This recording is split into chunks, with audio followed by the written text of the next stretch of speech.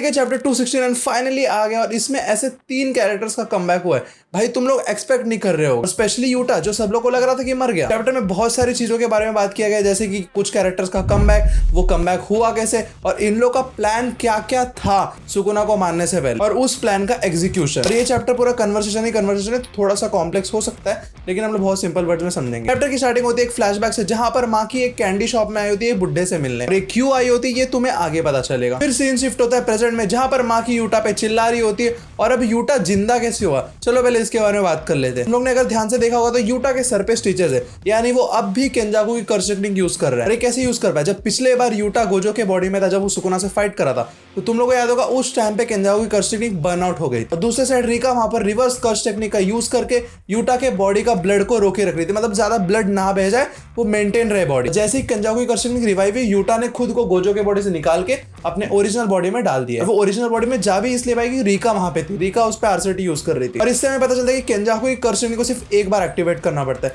लेकिन तुम लोगों के मन में क्वेश्चन आ रहा होगा कि केंजाकू इतने सालों से अपना कर्स टेक्निक यूज कर रहा है, तो उसकी बॉडी क्यों नहीं बर्न आउट हुई। सबसे पहली बात, केंजाकू हजारों सालों से जिंदा, उसने हजारों बॉडी चेंज किए, तो उसे बहुत अच्छी तरीके से आता है अपनी कर्स टेक्निक को यूज करना। और दूसरी बात, उसको हजारों सालों का बैटलफील्ड एक्सपीरियंस है जो यूटा को नहीं है। अब यहाँ पर मेग्यूमी आगे सबसे माफी मांगता है बिकॉज उसे गिल्टी लग रहा था कि सुकुना ने उसकी बॉडी पे कंट्रोल लेके सब इतना तबाही मचाया है। फिर माकी उसे बोलती है कि तुम सॉरी अपना तुम्हारे पास रखो क्योंकि यहाँ पे तुम्हारी कोई गलती है नहीं है सच। यूजी भी सामने आके माफी मांगता है, फिर कुसाकाबे बोलता है नहीं बच्चों तुम्हारी कोई गलती नहीं है, इसमें गलती थी गोजो की। और गोजो की गलती आखिर थी कैसे, जब यूता इतादोरी का एग्जीक्यूशन प्लान हुआ था तो गोजो अकेला उसके अगेंस्ट खड़ा था, यानी वो इतादोरी को सपोर्ट कर रहा था उसमें। और इवन जो प्रिंसिपल यागा थे वो भी नहीं चाहते थे कि इतादोरी को मारा जाए, लेकिन जो ये प्लान हुआ था इतादोरी को मारने का, इसमें कुसाकाबे भी शामिल था। लेकिन कुसाकाबे बाद में बोलता है कि जो हुआ अच्छा हो, बच्चों तुम लोग ज्यादा टेंशन मत करो, तुम लोग मौज मस्ती करो, बच्चों का काम करो, बड़ों की तरह चिंता क्यों लेते हो। और तुम लोग को याद होगा कि जो इतादोरी का हाथ है वो नॉर्मल हाथ नहीं है, जब तुम लोगों ने उसको देखा हुआ तो एक आर्मर टाइप का उस पर लगा हुआ रहता है। इतादोरी आया था, एंट्री लिया था सुकुना से फाइट करने के लिए गोजो के डेथ के बाद, तो बहुत लोगों को लग रहा था कि ये ब्लड मैनिपुलेशन का यूज करके कुछ आर्मर टाइप का बना लिया इसने। इतादोरी को यूटा ने एक कर्स टूल दिया था, वही हाथ में जो उसने आर्मर पहना था वो एक टाइप का कर्स टूल था जो इतादोरी यूज कर रहा था अपने फिंगर्स को छुपाने के लिए। क्यों, क्योंकि इतादोरी ने अपने फिंगर्स रिका को खिला दी थी। माकी यूटा को बोलती कि तेरे को थोड़ा और जल्दी करना चाहिए था फाइट विट, हम लोग और जल्दी जीत जाते।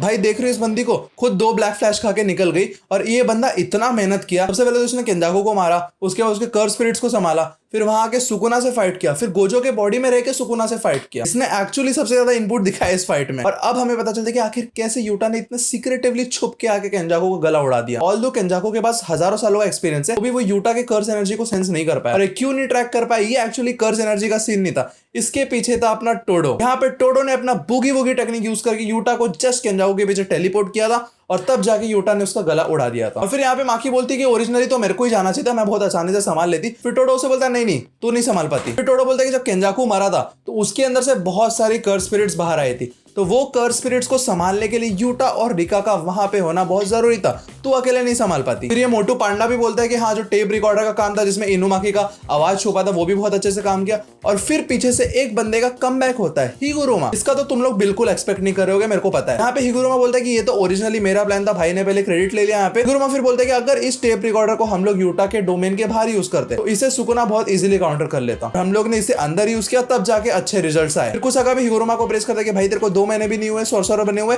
और तूने सुकुना के इतने हेवी अटैक झेलने के बाद भी तू सर्वाइव कर गया भाई। हिगुरोमा बोलते हैं कि सुकुना चाहता तो मेरे को 2 सेकंड में मार देता, लेकिन वो बस मेरे साथ खेल रहा था। फिर वहां से माकी आती है और वो बोलती है कि मैग्यूल और लॉरे को पहले ही फाइट में आ जाना चाहिए तो रिजल्ट्स को जल्दी मिल जाते हम लोग को। फिर यूटा उसे बोलते हैं कि वो लोग तो आने ही नहीं वाले थे, वो लोग आ गए उतना ही अच्छा है। फिर टोडो बोलते हैं कि मैं चोजो को बचा नहीं पाया। फिर कारा बोलते हो तो तेरे रेंज का दिक्कत था ना। फिर टोडो बोलते हैं कि सिर्फ और सिर्फ रेंज का दिक्कत नहीं था, सुकुना का डोमेन खुला था तो जो यूजी और चोजो थे वो एकदम सेंटर में थे, जहां पर सुकुना के कर्स एनर्जी का आउटपुट एकदम हाई था। अगर सिंपल वर्ड्स में बताओ तो टोडो चोजो को बचाने और यूजी को बचाने बीच में पहुंच नहीं पाया क्योंकि कर्स एनर्जी का आउटपुट बहुत ज्यादा था बीच में। और जो ये इनो इसको भी उयुई ने बचा लिया था। फिर वहां से मीमा और झाड़ू वाली लड़की आती है और बोलती है कि भाई हम लोग सॉरी आ नहीं पाए फाइट में, मेरे को बहुत यूजलेस लग रहा है, मैं सॉरी बोलना चाहती हूँ। फिर कुछ आगे बोलते हैं कि अच्छा है तुम लोग नहीं आओ, मैं नहीं मना किया था तुम लोगों को। और भाई ये लोग आके भी क्या करते, एक शॉट में सुकुना इनको भी मार देता। टकारी वहां से बोलता है कि मैंने भी अपना पार्ट बहुत अच्छे से निभाया, मैंने उराहिमे को अकेले लेके गया, वहां पे उससे फाइट किया और उसे हराया। तो मेरे को सुकुना से फाइट करने का बहुत ज्यादा मन था, लेकिन मैंने जितना एक्सपेक्ट किया था कि उराहिमे को मैं जितना जल्दी हरा दूंगा वो उतना ईजी नहीं था।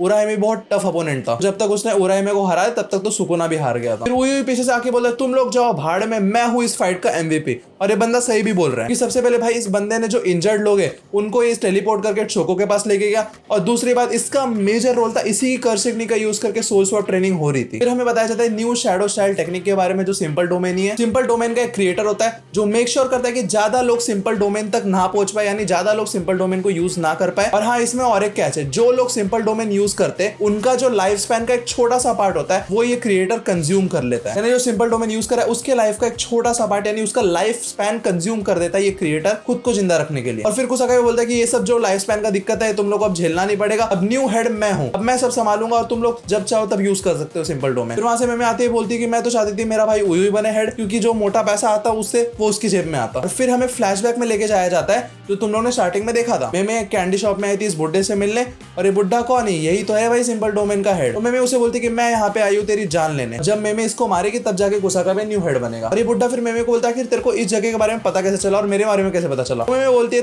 तेंगेन। फिर मेमे बोलती है कि पूरा का पूरा जेनिन क्लैन खत्म हो चुका है, सिर्फ माकी और मेग्यूमी बाकी है। गोजो क्लैन भी पूरा ऑलमोस्ट खत्म हो चुका है, कामो क्लैन भी ऑलमोस्ट खत्म हो चुका है। और बहुत लोग तो बोल रहे थे जुजुत्सु काइसेन का पार्ट 2 भी आने वाला है, लेकिन मेरे को नहीं लगता इतना जल्दी आएगा, और अगर आने का चांसेस भी तो भाई बहुत कम है, क्योंकि गेगे मेरे को लगता है लंबी छुट्टी पे जाने वाला है इसके बाद। मे भी थोड़ा सा एकदम चांस है जब जेजेके का एनिमी बने लास्ट सीजन का, तो उस टाइम एनिमी को थोड़ा सा बेटर कर सकते हैं लोग। थोड़ा बहुत और बात होता है सिंपल डोमेन वगैरह के बारे में, और फिर मेमे भी इस बुड्ढे को मार देती है और यहीं पे चैप्टर खत्म हो जाता है। एडिटर भी नीचे बोलता है कि अब सिर्फ बाकी है 2 चैप्टर्स, यानी जेजेके बस खत्म ही होने वाला है। अब मेरे को पता नहीं है भाई अब 2 चैप्टर्स में क्या करने वाले, और अगर मर्जर के बारे में थोड़ा बहुत ही बता दे ये लोग तो भाई हम लोग के लिए अच्छा हो जाएगा, एटलीस्ट वो थोड़ा सा सेटिस्फेक्शन तो आ जाएगा एंडिंग पे। होपफुली तुम लोगों को मजा आया होगा। मजा आया तो भाई लाइक करो वीडियो को, चैनल को सब्सक्राइब कर दो। मिलते हैं नेक्स्ट वीडियो में। Tata bye bye sayonara.